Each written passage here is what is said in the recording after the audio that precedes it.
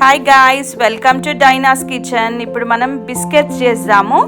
ఇంట్లో పిల్లల గురించి స్నాక్స్ ఈవినింగ్ తినాలా అనేసి ఆలోచనతోటి బిస్కెట్ స్టార్ట్ చేశాను. సో ఫస్ట్ ఒక బౌల్లో 1 గ్లాస్ ఆఫ్ షుగర్ తీసుకోండి, 1.5 గ్లాస్. తర్వాత ఒక 4 ఎగ్స్ తీసుకొని పలగొట్టుకొని వేసుకోవాలా. మనం క్వాంటిటీ కొంచెం ఎక్కువ అంటే దీనికి మనం డబుల్ వేసుకోవాలా. 4 ఎగ్స్ పలగొట్టుకున్నాక దాన్ని మంచిగా మిక్స్ చేసుకోవాలా. ఎగ్స్ వేసుకున్నాక కొంచెం పించ్ ఆఫ్ సాల్ట్, ఎందుకంటే స్వీట్నెస్ కదా, సాల్ట్ వేసుకుంటే టేస్ట్ బ్యాలెన్స్ అవుతుంది. తర్వాత కొంచెం ఇలాచీ పౌడర్ వేసుకోవాలా. దాన్ని చాలా మంచిగా మిక్స్ చేసుకోవాలా, ఎందుకంటే మనకి మొత్తం షుగర్ అంతా కూడా మిక్స్ అయిపోవాలా, కరిగిపోవాలా. నెక్స్ట్ కరగబెట్టుకున్న బటర్ని యాడ్ చేసుకోవాలా. తర్వాత కొంచెం వెనిలా ఎసెన్స్ ఒక 3-4 డ్రాప్స్ అట్లా యాడ్ చేసుకోవాలా. యాడ్ చేసుకున్న తర్వాత మళ్ళీ మొత్తం బ్యాటర్ని అంతా మిక్స్ చేసుకోవాలా. తర్వాత మిల్క్ యాడ్ చేసుకోవాలా. 1 గ్లాస్ ఆఫ్ మిల్క్. కొంచెం ఎక్కువ వేడి లేకుండా, ఏమన్నా వేడిగా ఉంటే దాన్ని చల్లగా చేసుకొని యాడ్ చేసుకోవాలా. సో మిల్క్ యాడ్ చేసుకోవాలా, అంటే మిల్క్ మోస్ట్లీ చల్లగా ఉండేటట్టే చూసుకోవాలా, లేకపోతే మనం దాంట్లో వేసేసరికి ఆమ్లెట్ అయిపోతుంది. దాన్ని మంచిగా మిక్స్ చేసుకోవాలా.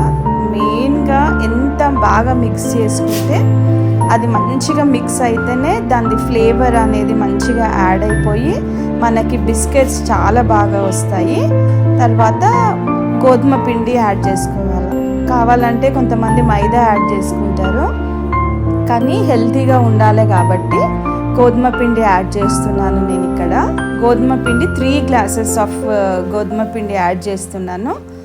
ఆ పిండి అంతా కూడా మనకి ఉండలు లేకుండా మిక్స్ చేసుకోవాలా.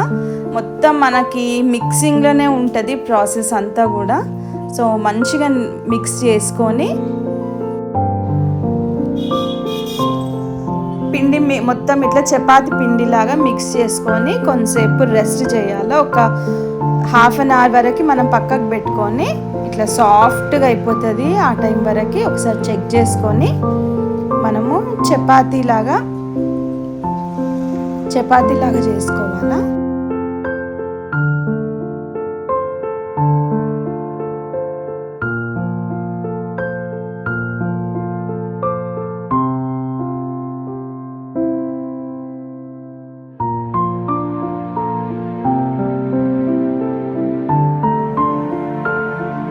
ఇట్లా చపాతీలాగా చేసుకొని మన దగ్గర ఏదన్నా అచ్చులుంటే దాంతో కట్ చేసుకోవాలి. లేకపోతే మన ఇంట్లో ఉన్న గ్లాస్ కానీ ఏదన్నా షార్ప్ ఎడ్జెస్తోని ఉన్న కోపలు కానీ ఏది ఉన్నా పర్వాలేదు, మనం దాంతో ఇట్లా బిస్కెట్స్ లాగా కట్ చేసుకోవచ్చు.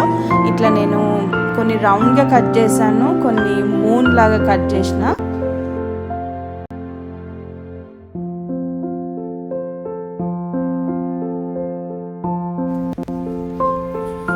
ఈ విధంగా మనము బిస్కెట్స్ అన్నీ కట్ చేసుకొని ప్లేట్లో పెట్టుకోవాలా. తర్వాత ఆయిల్ హీట్ చేసుకొని డీప్ ఫ్రై చేసుకోవాలా. మన బిస్కెట్స్ రెడీ.